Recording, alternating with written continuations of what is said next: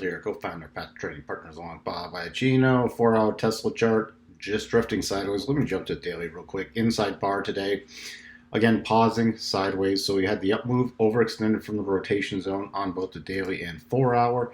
Now just drifting sideways. So this is allowing the rotation zone to catch up. I'm going to be really paying attention tomorrow, especially if we get above this about 1407 mark. 1407, then I'll be watching 1428, and the other levels are the same, 1493 and 1563. Key support now coming in on the 4-hour chart at about 1345. Remember, if we start breaking down, we still have this gap here. Let me jump to the daily chart.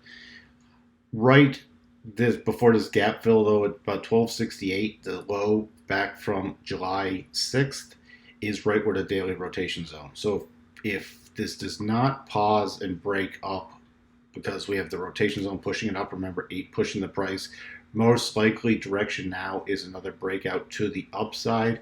What's interesting is it's losing momentum, so it's probably going to set up for a divergence though, but would not be surprised to see it break to the upside first. If it does go lower, key support 1268, that's right before the gap fill. And again, if we did do the gap fill, it's looking all the way down to the open price here at 1221.